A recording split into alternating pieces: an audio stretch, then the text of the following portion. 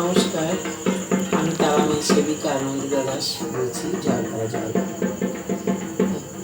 কয়েকদিন আমি ভিডিওতে বসতে পারিনি বিশেষ কারণে, তো আজকে আমি বসেছি।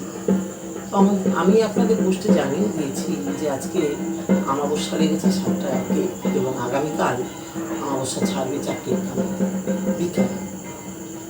তো মায়ের পুজো আগামীকাল শনিবার, সকলেই যারা মায়ের পুজো করেন তারা নিশ্চয়ই করবেন।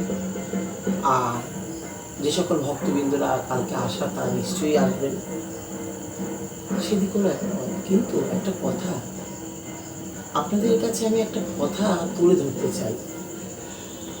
বেশ কিছুদিন আগে আমার মোবাইলে একটা কমেন্ট আসে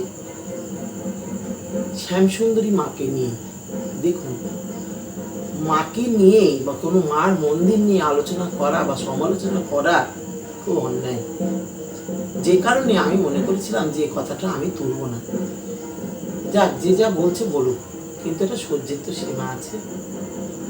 মাকে যদি কোনো সন্তান ছোট বড় কথা বলে, যে প্রকৃত সন্তান তার তো গায়ে লাগে।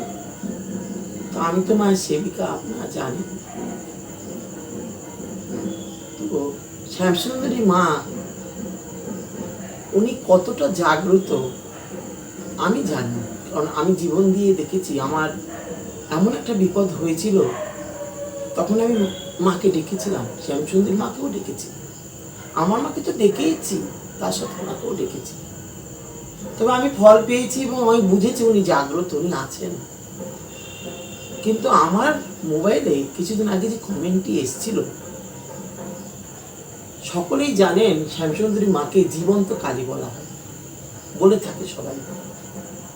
কিন্তু সেই কমেন্টে যিনি লিখেছেন, আমি তাকে কিছু বলতে চাই না, শুধু একটা কথা বলবো, তিনি যদি মানুষ হন তাহলে তিনি কি করে একজন মাকে মরা কালী বললেন?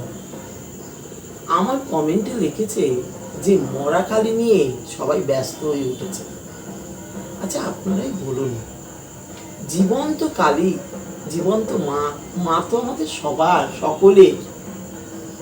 আমরা এই যে ছোট ছোট তারাপীঠ যাই, মা কি আমাদের ডাকছে, যেতে বলছে? আমরা নিজে থেকে যাই। আজকে এই যে জীবন্ত শ্যামসুন্দরী মা, আমি নিজে গেছি ওনার মন্দিরে, ওনাদের কোনো কিছু চাওয়া পাওয়া আমি দেখিনি। আমি নিজে মাকে শান্তি মতন পুজো দিয়ে এসেছি কলকাতায়। তার বেশ কিছুদিন পরই এই কলকাতায় অশান্তিটা শুরু হলো, তবু আমি কিছু বলিনি। আজকাল মিডিয়া আছে, নানান রকম মানুষজন আছে, তাই নিয়ে কত কি বলবে, আমার কি দরকার। কিন্তু আমার গায়ে কখন লাগছে জানেন, যখন কমেন্টে মাকে জীবন্ত কালীর জায়গায় মরা কালী বলছে। তাই প্রথমে কমেন্টটি কেটে দিয়েছিলেন, ডিলিট করে দিয়েছিলেন, যিনি করেছিলেন। আমি তার কোনো উত্তর করিনি, কিন্তু আবার সেই কমেন্টটি আমার মোবাইলে আসে।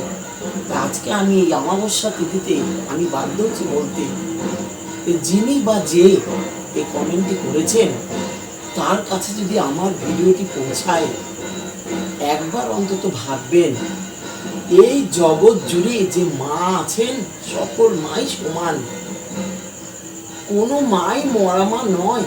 তাহলে আমরা বেঁচে আছি কাদের জন্য? আজকে তারা মা বলুন, ভবতারিণী বলুন, কালীঘাটের কালী বলুন, যেখানেই আমরা যাই শ্রদ্ধা মনে শ্রদ্ধা নিয়ে পুজো দিতে, কার কাছে যাই? মায়ের কাছে। তাহলে আজকে শ্যামসুন্দরী মা তিনি কি দোষ করলেন? কেন তাকে মরা কালী বলা হচ্ছে? দেখুন, আমি তো তাকে চিনি না, কে বলেছেন। তবে আমি একটা কথা বলবো, মানুষ হয়ে কখনো ভগবানকে এইরূপ ব্যবহার বা এইরকম কথা কমেন্টে করবেন না, জানাবেন না।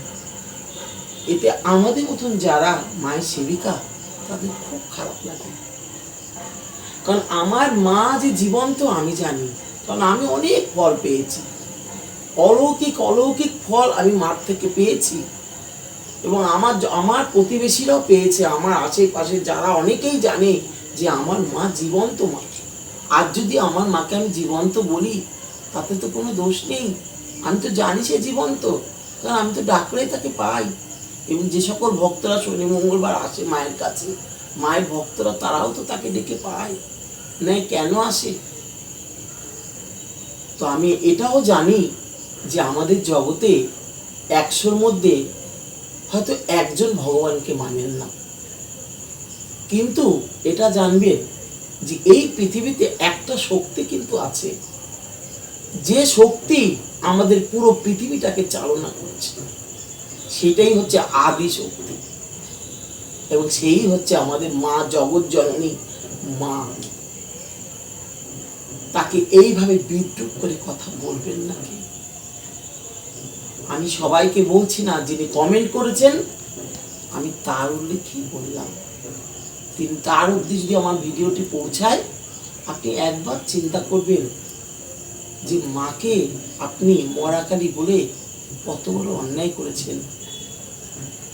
হয়তো একদিন আপনাকেই যেতে হতে পারে ওই জীবন্ত কালীর কাছে, মা শ্যাম সুন্দরীর কাছে। আজকে এখানেই রাখলাম। যদি কোনো ভুল বলে থাকি আমাকে ক্ষমা করবেন, কারণ আমি তো মায়ের সেবিকা। কোনো মায়ের সম্বন্ধে কেউ কিছু বললে আমার খুব গায়ে লাগে।